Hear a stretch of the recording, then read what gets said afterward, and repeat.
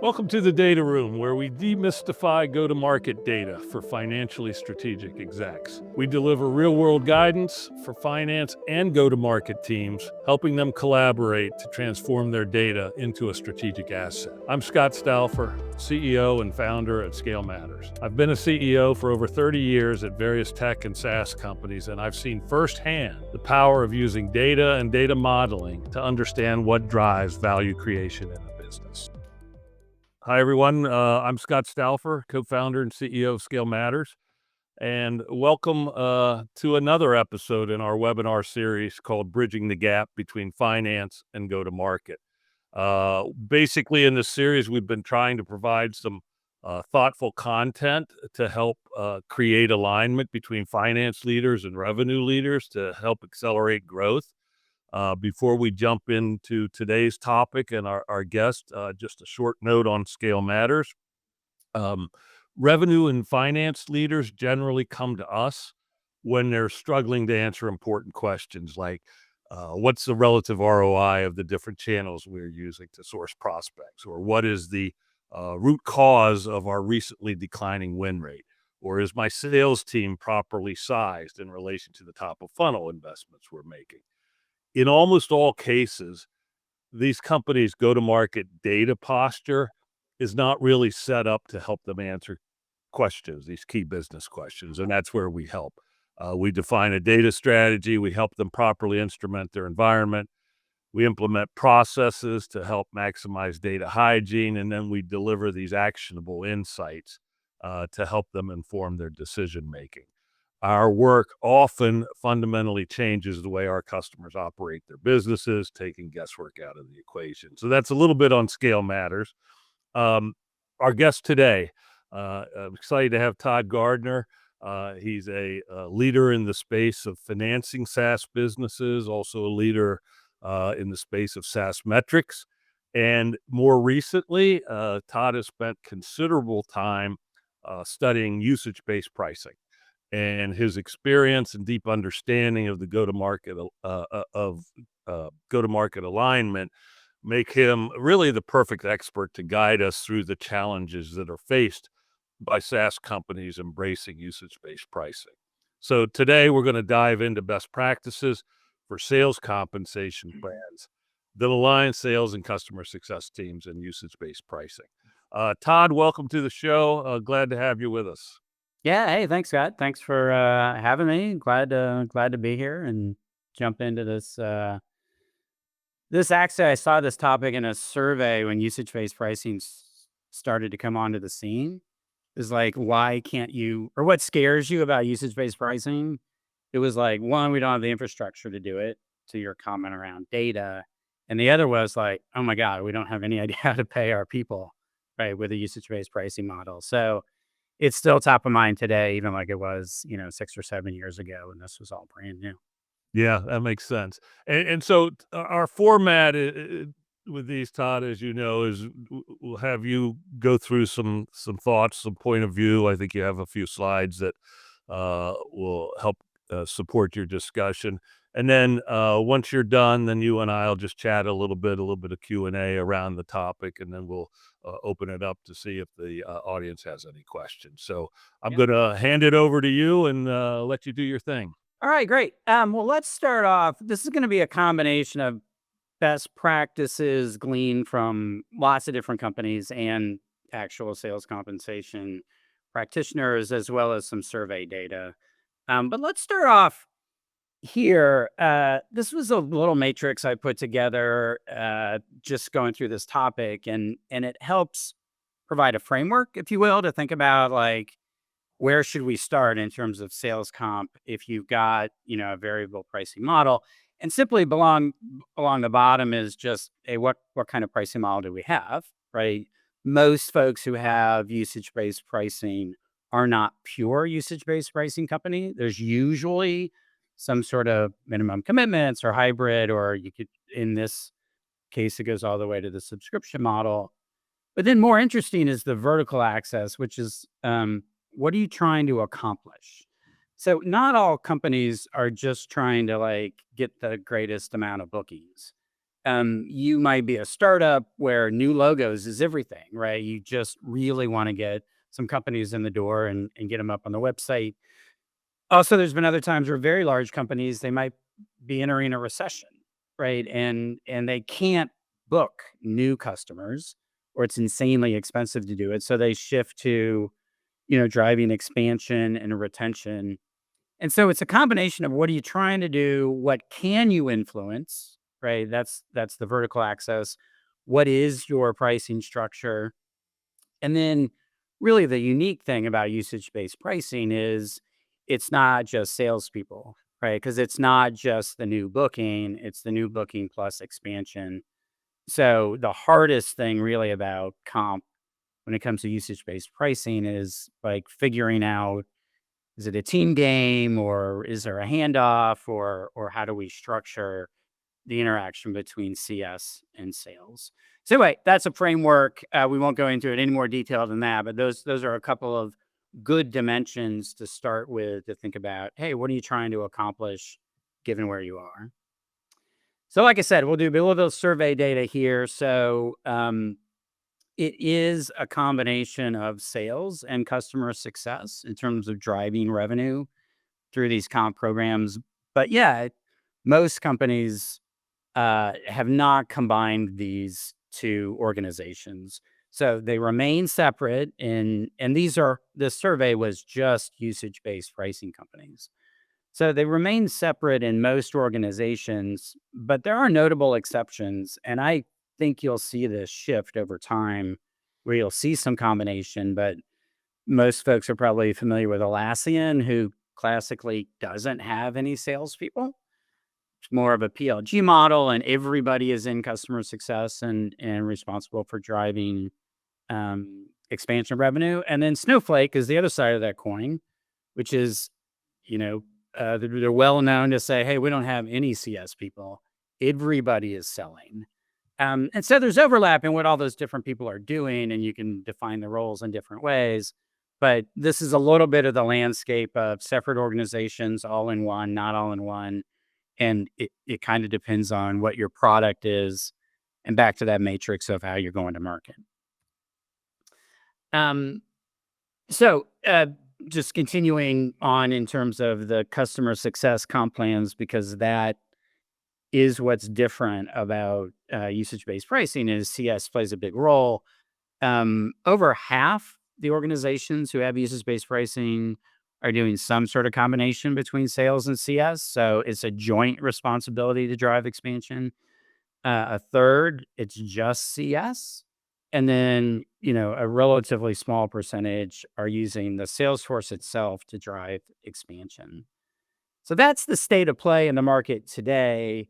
Really, in interacting with folks who are designing these systems, there is now a lot of momentum though around handoffs, and the reason is it's basically look, your sales reps, your AEs identify the opportunity, they close the business, and then they quickly hand it off to customer success to drive expansion. And the reason the handoff works is because the roles are just so much easier to define. Like, you're an AE, you're focused on bringing in new business, you're customer success, you're focused on retention and expansion. So it's easier to measure, it's easier to have more accountability, it's easier to design a comp plan when there's a handoff involved. Most of the time, that handoff happens after 6 months and before 12 months. And I'll make some points later around the comp doesn't need to necessarily follow that, but that's when the handoff should happen at least that soon. And the one exception here is if you're selling into very large companies.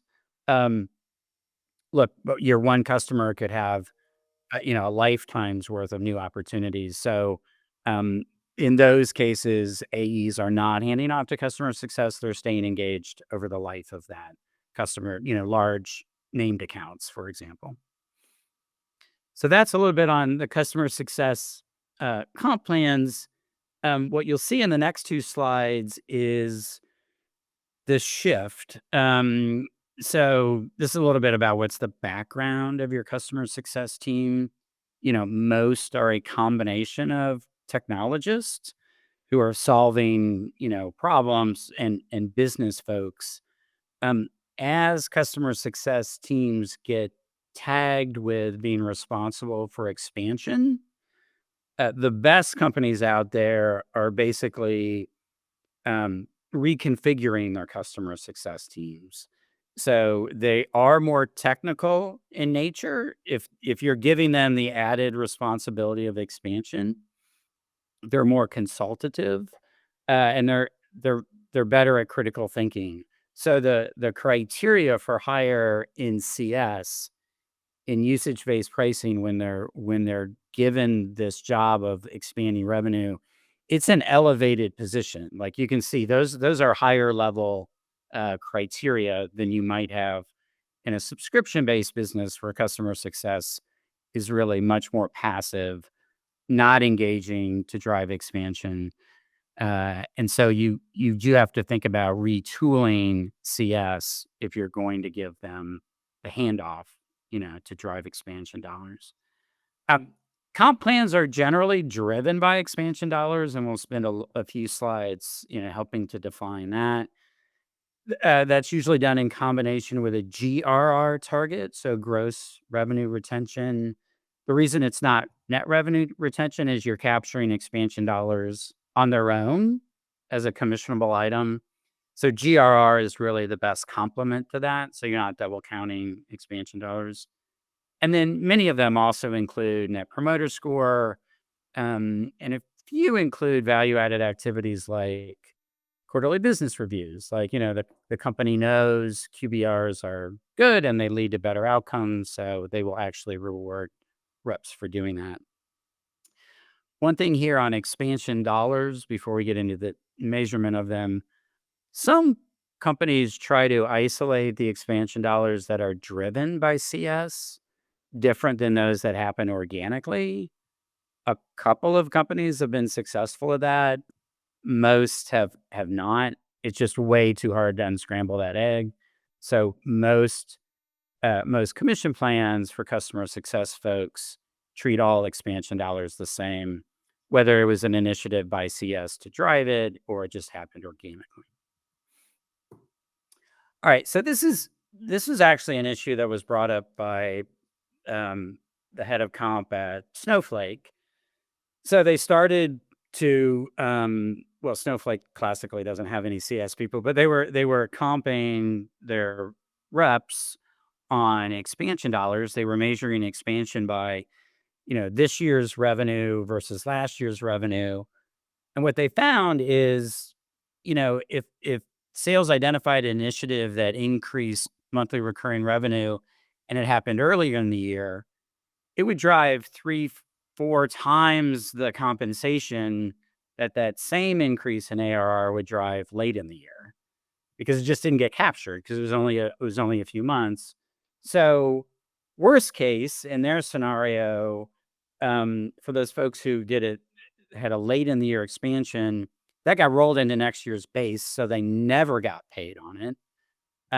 Best case expansion is, this would work its way through the system, but the reps were getting paid a year late, essentially, or at least 9 months late. And if you know anything about compensation, you might as well not pay anything at all if you're going to pay it a year late. So the definition of, well, year over year is very simple.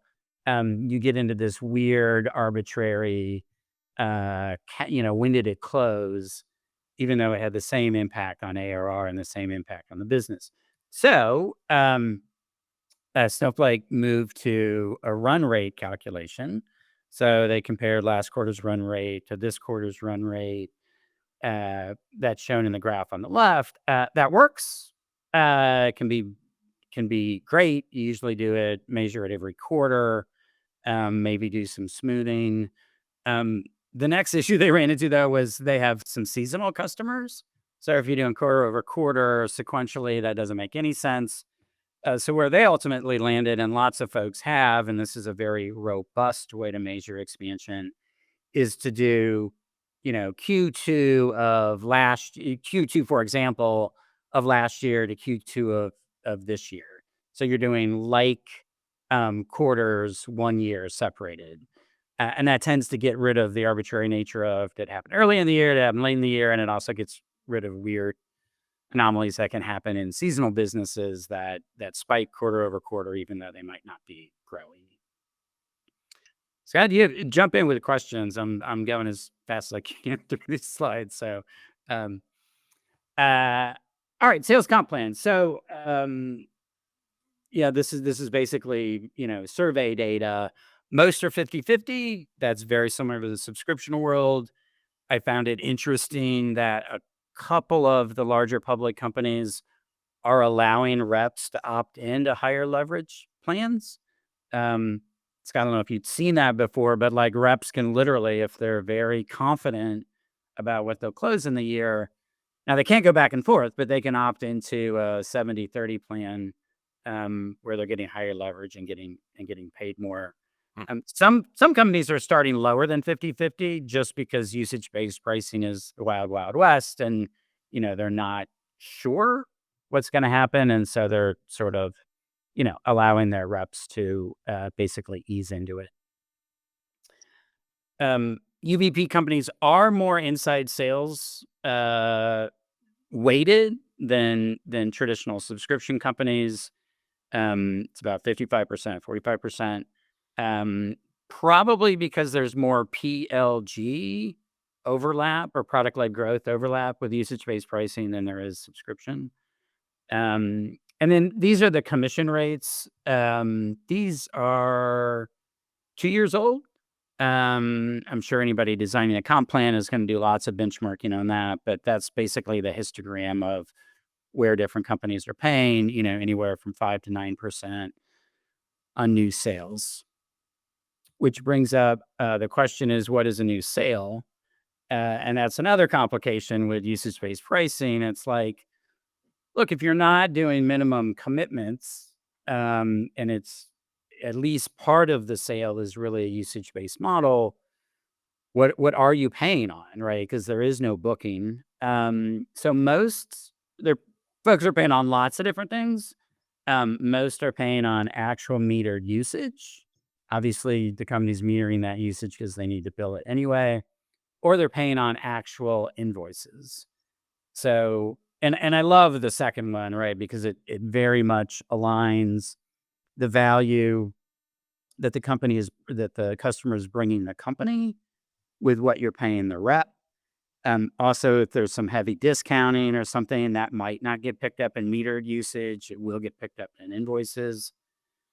Most of the folks who are paying on usage are paying monthly. Um, and and a few are they're paying the commission when the customer pays their invoice.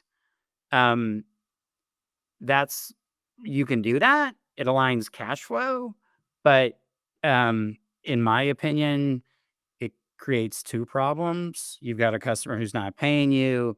That's a problem. And now you've got a rep who's angry because they're not getting the commission check. And those two usually aren't connected in any way anyway. So anyway, my recommendation on what you pay on is invoiced usage or invoicing. So you can tag it sort of dollar to dollar. And then I'll end here. This was fascinating to me. So, even in the usage-based world, right, a lot of companies are pushing for minimum commitments, volume and duration. But a couple of very innovative and successful SaaS companies stopped paying on commitments and just paid the reps on usage, even though commitments were still part of the structure. And what they found is customers were asking for the commitments, right? Because they get price breaks for those commitments. So, and they found that actually by not commissioning it and having the customer asking for it instead of the rep pushing it, they got longer and higher commitments from their installed base than when they actually commissioned that behavior. Um, so I think it's pretty interesting, and it speaks to the strength, in my opinion, of the usage-based pricing model, which is, hey, pay for what you use. If you want to lock in more, great. but we're not pushing you to do that. And I think those companies were really leading from strength. Anyway, that's not for everybody, but a really interesting dynamic, I thought, around little tweaks to the comp plan that can drive lots of different behavior. First of all, fascinating stuff. Um, so with usage-based pricing, most people would say that substantially reduces the upfront friction of getting a sale done, Mhm. Yep. right? And if you think about that, for one, then you say, but traditionally, salespeople are paid substantially higher than CS people. Right. So you showed some of the splits 50-50 and all that kind of stuff. But does usage-based pricing change that dynamic? Or are the CS people now the ones getting the big checks and salespeople whose job in theory is a lot easier or not? Or do you have any views about that? Yeah. So um, it it's certainly possible, right? There are scenarios going back to that matrix, right, where the hardest thing to do, but the thing you can influence the most might be expansion, right? So absolutely, the CS folks. I mean, most of your commission dollars should be going there. So you could think of product-led growth businesses where new customers sort of come in the door every day. You're right. The usage-based model is perfect for that, Mm. right? Because there is no barrier around, "Oh, I gotta sign a contract," or whatever. And then, they're sort of going through the bow tie motion. So absolutely, the dollars can be most levered effectively against expansion. You might even call that a sales role, though, right? So Right. the naming of the role starts to get confusing, but the dollars go behind expansion and retention as opposed to new customer acquisition. And you can see the CS groups getting paid more than the sales groups. Interesting. And you didn't, and I know when you've been studying this stuff, you've mostly been focused on the sales and CS stuff, but you didn't talk at all about marketing. And I bring that up only because um, with a PLG motion, I would say generally the burden is on marketing to get the new logo in the door. Right. And have you seen um, anything about how marketing folks are paid on usage or anything like that, or it just hasn't been the aperture? It hasn't been the focus, and I haven't seen commissions, but I've certainly seen, bonus plans and programs and sort of performance metrics, obviously driven behind, you know, the quality of the pipeline and new acquisition act and marketing. Have you seen it? No, and it's something I wish Yeah, no, I agree too 100%. many companies still just do the same old thing, and they're not as thoughtful as like I loved your matrix. What are you trying to accomplish, etc. And I think companies aren't as thoughtful as they should be. I mean, they spend a lot of time on sales comp, but they don't necessarily spend a lot of time on comp as an alignment tool. Right. Yeah. Uh, Zooming out a little bit, like, yeah, and I'm just wondering whether you've seen with some of the companies you studied, if you've seen any like awesome examples of setting up the compensation structures for UBP that really enabled alignment, or whether that would have not necessarily shown up in the work you were doing. I mean, it, when they're selling as a team, for sure, right? Because the comp is really team based. Yeah, And even though that's not the recommendation at the end of the day, that is the easiest and best way to get alignment. In this case, between sales and CS, um, you're compensating them as a group, even though you might be sub-optimizing the enterprise by not having them focused specifically on the area that they can have the biggest impact. yeah. which is my point around the handoff. Yeah. Yeah, I mean, usage, to the extent that sales is comped on usage, I mean, that sort of builds some alignment in, right? If you, consider the traditional non-usage based, you have all these CS people complaining because sales is bringing in customers that really aren't good fit, and so they end up churning and stuff like that. Meanwhile, sales got paid to bring in these people that don't last. I Yep. think the usage-based pricing, sort of intrinsically has some of that alignment because you're not gonna make the money if they don't use the product. Right. If the tail is long enough, Yeah, right? Sometimes they're not going to churn in the first 6 months, and there's plenty of usage, and they get their full allotment. Um, so I've done this with actual portfolio companies at SaaS Capital, who are struggling with the retention. We did a cohort analysis by sales rep. So I would throw that out there as a best practice. Sometimes it doesn't show anything. Sometimes it shows a lot. yeah, It sometimes shows some folks who were good at getting people over the goal line and promising whatever, right? But then, the product didn't actually deliver or wasn't a very good fit to begin with. And you get a much different churn level from one sales rep than you do from the others. And HubSpot was the first group that I ever heard of that started to address retention through the Salesforce and the sales comp program, back 15, 20 years ago. yeah. But to your point, that's an analysis more companies should do, that might enlighten them a little bit. We have a question from Evan, saying, "Where do sales engineers fit into the equation?" I'm presuming their role is typically a pre-sales role. So, my assumption would be that they have some comp similar structure to what the salespeople have. Exactly. Yeah. You usually mirrors that. But it depends on the role. But yeah, most of that role is during the sales process, supporting the account executives.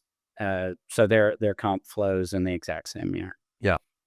Let's talk about instrumentation a little bit, because obviously when you start talking about metering usage and stuff, it's adding an element of instrumentation that doesn't typically exist in a traditional SaaS business. So not only do you have to have built that instrumentation into the platform itself, but then you have to get that data out of the platform into a billing system, et cetera. Yep. Um, for an early stage company, right, haven't yet proven product market fit, do you have any views on whether they should put a lot of energy into the instrumentation versus kinda do a Yeah.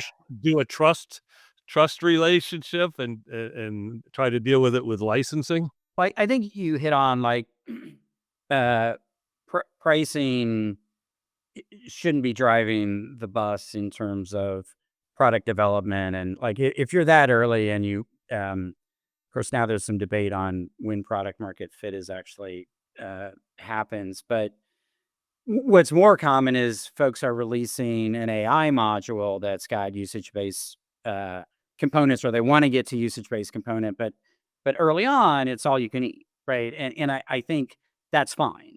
Um, I don't like the anytime you have some sort of subjective metric where you and the customer have to agree on something. I'd rather see a simple subscription.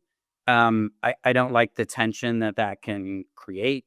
Um, but you shouldn't over engineer it early on. Um, all that said, um, to get to the right metric, and been a lot written on like what metric should we tie our pricing to? How do you select that metric? The best way to do that is measure lots and lots of metrics and see how they behave and see which ones correlate best with customer value, and they have to be granular and a bunch of other things. But so there is this idea of maybe you're not accumulating, but the ability to see into the application and measure some of that stuff for down the road can be important, but you certainly have to balance that with your product development needs of, actually getting key functionality in the hands of the customers. Yeah. But instrumentation is a big deal. So my clients are Meter and Maxio, and they both are in business because usage-based pricing is complicated and it involves a lot of data. And you collect the data and then you rate the data, and you might have different plans for different customers. And it's so much more data intensive than an old subscription business that you do need additional tools. The spreadsheet will kill you, at any sort of scale. So I think back to the earlier conversation, people were scared about how to compensate my reps and getting the infrastructure in place to do usage based. Those were the two impediments to usage based pricing. Yeah. Interesting. So, when I saw you in New York, what, a month or 2 ago, at, Ray's, SaaS Metrics Executive Summit. One of the other speakers there was, Jocko Vanderjoy, Winning by Design, and, I remember him making the comment that all usage-based pricing eventually becomes Yeah, subscription. I remember him saying that too. And, to use the, the phone services as an example, um, what's your Right. It's reaction? also there's still water and electricity, right? So That's true. other That's true. examples. But what is your reaction to that? And if you believe that that is sort of the asymptote that everything ends up getting towards, is usage-based pricing more of a sales strategy than anything else? I look, I think this whole pricing thing is very product dependent. So all of these blanket statements, you take them with a grain of salt. I do think AI has introduced something new to this equation that supports usage based pricing that wasn't there before, and it's called cost of goods sold. Mm, Right. So if you are offering a wrapper around one of the AI engines and you're offering it to your customers and they're paying $50 a month, their usage could be through the roof and costing you $500 a month. And so in the world of AI, where there is incremental marginal cost, I think usage-based pricing is absolutely going to be um, critical, and there's going to be a long duration around it. Do I think usage-based pricing is the end all be all? No. Do I think it's effective sales tool in some cases? Absolutely. Would all usage-based pricing companies be okay with all of their customers growing up? And it's like, hey, look, looks like your usage is like between here and here. Like, let's just skip all this stuff, yeah, and we're going to charge you 150K a year, and everybody be fine with that, yeah, right? But I do think AI introduces a new bit to that equation, which may give enduring legs to usage-based pricing. yeah. As a company that, actually has built software, my head of engineering and I just today, because we're training some models right now, around, um generating, go-to-market plans, 12-month go-to-market plans based on historical data and all this stuff. And, I was asking him today, "Hey, I'm reading a lot of stuff about the gross margin impact to software companies, based on AI. Do you have a handle on sort of how consumptive this is of, AWS bandwidth, et cetera?" And he's certainly sensitive to it, but I don't think he has a good handle on it quite yet. But it's very real. In fact, AWS, which is where our software is built on, we went and trained all these models, and then we had to request permission to get uh, I think they call it a performance boost or anything, to so that we could actually run the models. Mm. Um, Okay. uh, That's how much more bandwidth, I mean, intense. yeah, it's how much.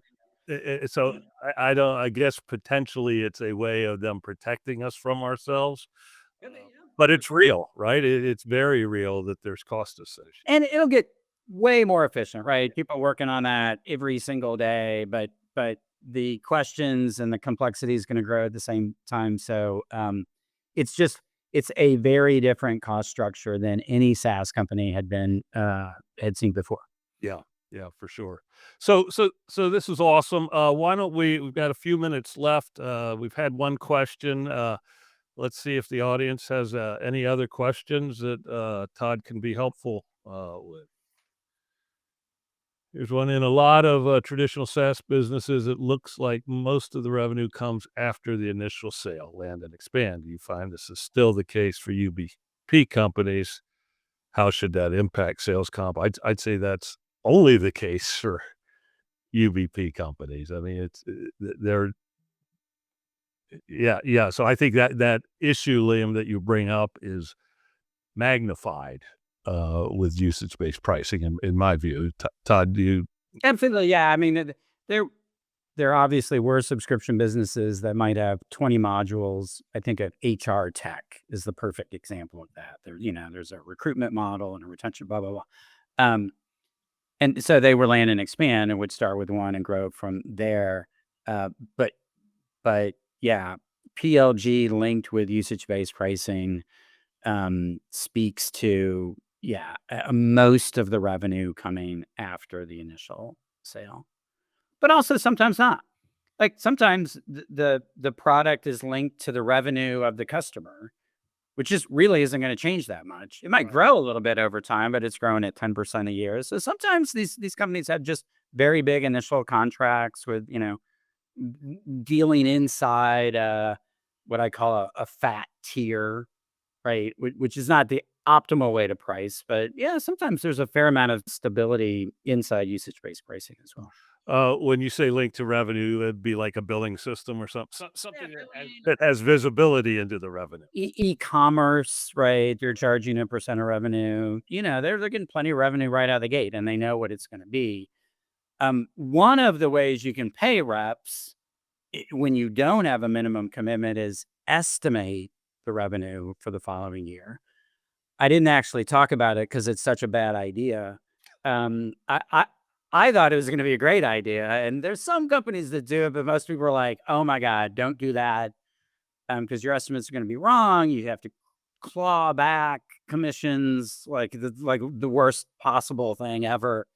So most folks move to that pay per month model and not try to estimate ARR of a new company. A new customer. I've seen a couple of companies doing that estimated ARR, and it's typically driven by you know some metric of the client, Sure, right. Yep. and where it's been somewhat effective, at least in terms of not being gamed, is when the customer, let's say they enter via website form, the customer self-identifies like Those metrics, right? those metrics. So it's not the salesperson putting that in subjectively. And the other thing I've seen on that is if they do that, they will pay like 75% of the commission at closing, and then there'll be a true up later on, usually after a year, like, "Oh, was it actually that? Maybe it was more, and we'll pay you more, but if it was less, you avoid that clawback, Yeah, yeah, because you didn't pay it all out." interesting. Ravi asks, in UBP, what type of base salary are you seeing for sales reps? I am not qualified to answer that. One, it's just all over the board with all these different customers, but I'd go to comp surveys for that. Yeah, I have the same answer. And there's plenty of surveys out there, so ChatGPT would be way better at that than I would. Yep. And Lizzie asks whether company stage has any bearing. So on your second slide, maybe where you sort of had that matrix, Matrix, yeah, yeah. stage wasn't part of that. Is there some relationship to stage or not necessarily? But three-dimensional model would have been hard to put on that. Um, But no, it absolutely relates to what you're trying to accomplish, right? Right. So I think I gave an example of that really early stage company who's literally gonna pay a flat commission per customer, they don't care how big it is, right? They're just looking for logos. That's an extreme case. Yeah. But, but some companies are there. Um, and it tends to be simpler, right? Everything's new. You might have less leverage in the comp plan, because it's not like people have been selling this stuff for 20 years and we know how to do it and we know there's a product market fit. So, I think simpler is better on those early stage businesses. You get a lot more nuances later on when the Yeah. product's more complicated and the sales force is bigger, etcetera. Yeah, and the other reason simpler is better is that there's less administration overhead, Yeah. um, which is important. I had a question from Will. Do you have any recommendations for managing the transition from a traditional subscription model to a UBP model? Well, I've got a couple of others and then sales comp. So one of the so specific to sales comp is like decide early on who's going to be in charge of expansion. Is it going to be your reps, a team game, or your customer success? And if customer success, do they have the desire and the skills to be upselling and cross-selling? So you don't wanna dump that responsibility into CS, and they're like, "Hey, man, that's not what I signed up for," right? I'm here to, just help people be successful. I don't wanna have to cross-sell and upsell. So have you have you, built your team properly? Um, the other thing, one, there can be huge cash flow ramifications. So a lot of subscription businesses get paid a year in advance or more, right?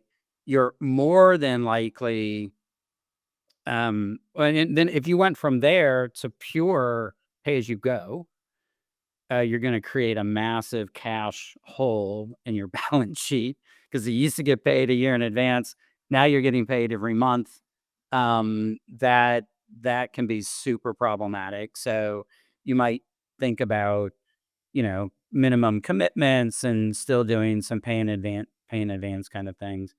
But at the end of the day, I would also say you're going to be you need to be a much nimbler organization, because you're earning the business every day, not every 2 or 3 years upon renewal.